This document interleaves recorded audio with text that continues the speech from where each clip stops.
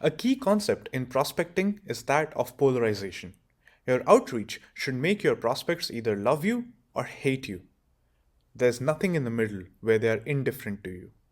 If you're targeting the right person who might have the relevant problem that you're solving for with the right offer, you'd be surprised by how many people actually end up loving you rather than hating you if your prospecting makes them polarize.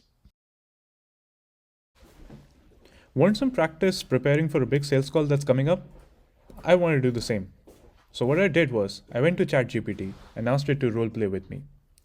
So let's go over it step by step. I told it, hey, let's do a role play. You are the CRO of this company that I'm going to talk with, and I'm Nishit, the co-founder at Sybil.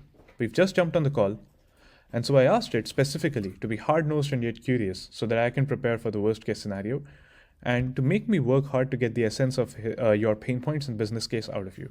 You can be curt where necessary. And I gave it some context about what Sybil is about and what the prior context with this conversation has been. And there it goes, the role play begins. He asked me a bunch of questions around accuracy, workflows, pricing. I start giving the answers. It asks me, ChatGPT, acting as the CRO, asks me even more interesting questions around onboarding, implementation, and then throws in a few objections here and there. And I start answering them. And sure enough, within a few minutes, I get a good practice of what might be coming, and I'm prepared with some of the answers which I would not have been otherwise. So there you go. Take it, copy paste the prompt, and use it, and start practicing for big calls with ChatGPT. Does what your product does. Um, so basically, you set up what are the kind of leads you want to target. So the target job titles, their industries, business sizes, just the regular stuff. You're basically specifying what your ICP is, and then once you do that, it starts figuring out what are the leads that you should reach out to. So, for example, in this one, it figures out, okay, Bob Bennett is someone that Sybil should reach out to. And then it also crafts an email to Bob based on his LinkedIn profile. That, okay, like, and it's pretty much quite relevant to what they're doing. So it mentions his company, it goes about like what it is that, like, it's a presumption about their pain point and how Sybil could potentially go about addressing that.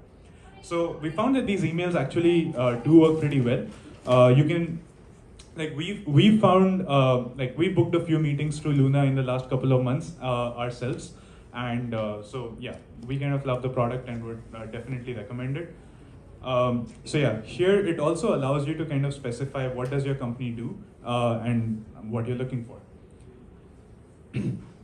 And so, as I was mentioning earlier, like there are tons and tons of companies jumping into this space, and obviously, like we've not tried all of them. I've tried like the most popular ones, but like yeah, there's so much nuance to personalized cold email that a simple ChatGPT wrapper would not get it right. You kind of need to have a tool that is solving it from the first principles.